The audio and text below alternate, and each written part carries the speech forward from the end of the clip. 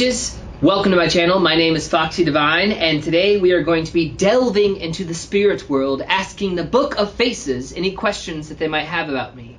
Let's begin.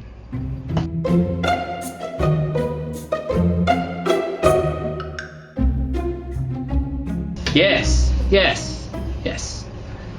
I would say that my favorite crystal is the opal. Opal is the stone of the Libra, as well as intuition and increasing magic. I find it that every time that I hold an opal stone in my hand and seeing the twinkles, I think that magic is real. And that's why I love the opal.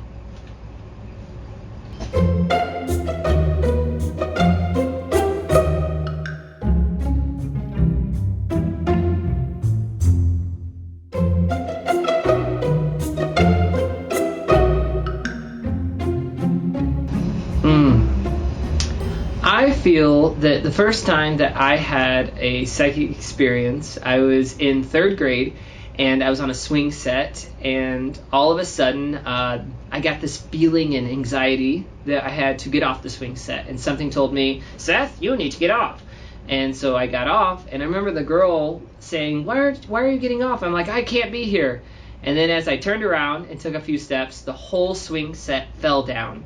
And it like crashed on her face. She was missing teeth. There was blood everywhere. And I remember looking at her saying, I seen that. And all the teachers were like, yes, Seth, we knew that you seen that. But that's the first time that I really knew I was psychic. I feel the way that my gift affects my life is I can use it in my everyday practice. From knowing what's my next step in life to how can I help out others. And that's why I love being a psychic.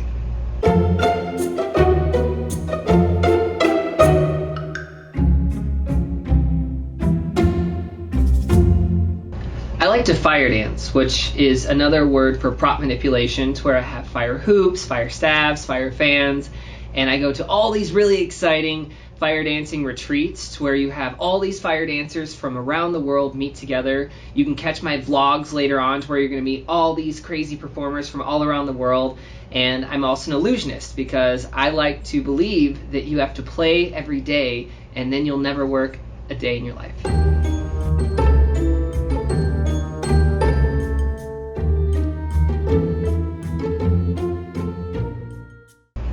I would say I first started knowing around the age of 16, and that's when I started reading tarot cards. Now, funny backstory, what got me into tarot cards was this anime called Card Captors, and it was about this girl who could summon all these fantastical spirits out of her cards.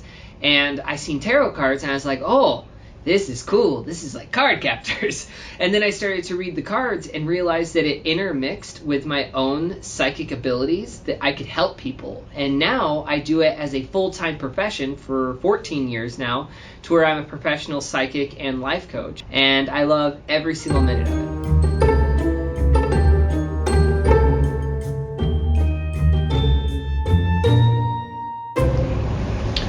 Yeah.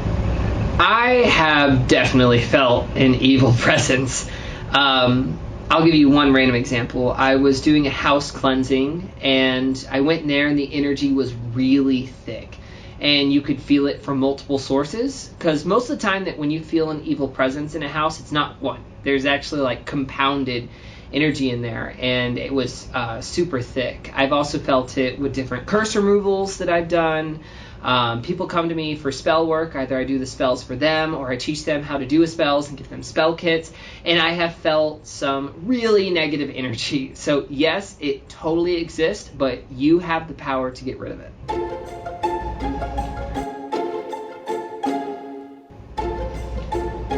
I feel that it's best to have what is called the healer's basket.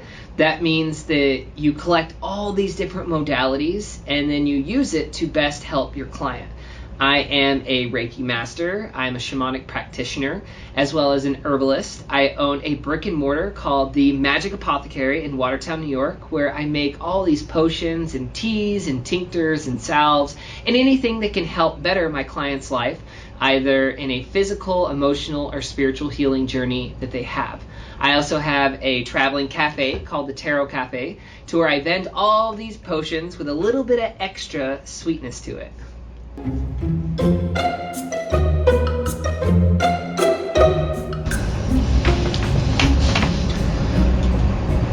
say that for me, deities cycle. I have had a bunch of beautiful experiences with Cernunnos, with Papa Legba. Papa Legba is actually why I have this tattoo right here, to help me to remember that the doors of opportunity can happen at any time.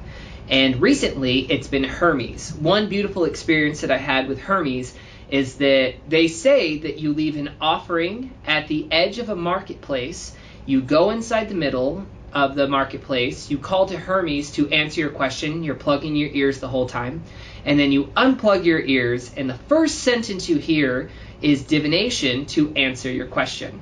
So I went to the edge of the farmer's market, and I left a dime, which represents Hermes, and I asked Hermes, what is my career as a motivational speaker? Because that is a direction of my life. I'm going to become a motivational speaker and become in front of a stage more.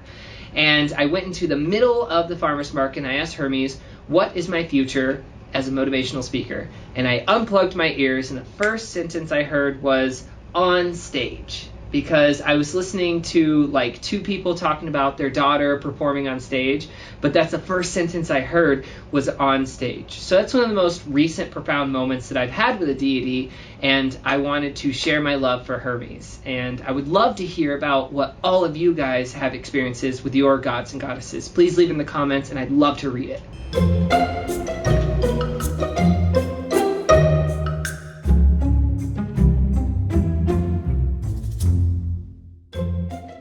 I actually feel that animal totem and animal spirit is the same thing. You could maybe say your animal totem is your main spirit, and then you can have other animal allies or animal spirits, because you don't just have one, you have multiple ones. For me, it's the fox. The fox, I guess you could say, is my main totem. I did a shamanic journey a few years ago, and the fox spirit came to me in a vision. And ever since then, all my friends say I act foxy, I have a fox-like attitude, and I incorporate fox when I really need him to most, to get out of like hard situations, to be more cunning, to be more charming. And that's why I came up with the name Foxxy Divine, because it's my animal totem.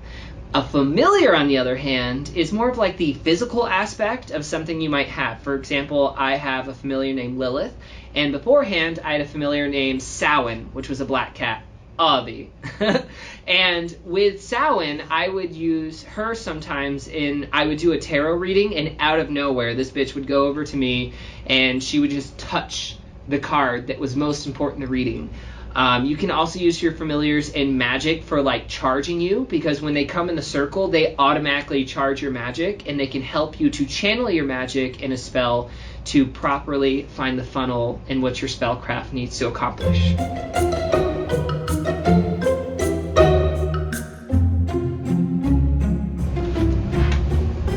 We actually just covered this on my podcast, A Firebird and Cauldron Bubble. You can find me on iTunes and on Spotify, or in the description below. One episode we interviewed Patty Negri, and we talked about elemental magic, which talks about the different elements, fire, water, earth, air, where you are on your spiritual wheel, and maybe the balance that you need. Are you more yin or yang? And finding out at that point what you can do next to better yourself. Another one is episode 7. We interviewed Sheena Metal, and it's called Raising Your Vibration. In this episode, we are talking about how can you raise your microcosm, which means like your inner world, versus the macrocosm, which is the outer world. And it's all about changing your inner world and your microcosm. So I want to encourage you to find that self-love, know that you're magical, and know that you're powerful. And that's really how you can affect the outside world. Another way is reach out to your local pagan community. Either, go to Universalist Unitarian Church. They have a lot of things called cups, or find your local pagan meetups, other spiritual guidance, or look up to a spiritual counselor or a spiritual life coach, and they can really help you out.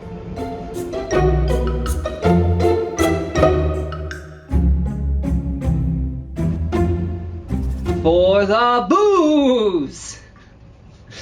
And with that being said, the Q&A is over. Let's close the magical portal until another day.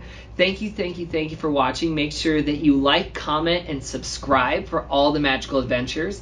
Pick up your wands, stir up your cauldrons, hop on your broomsticks, and join me on this magical journey.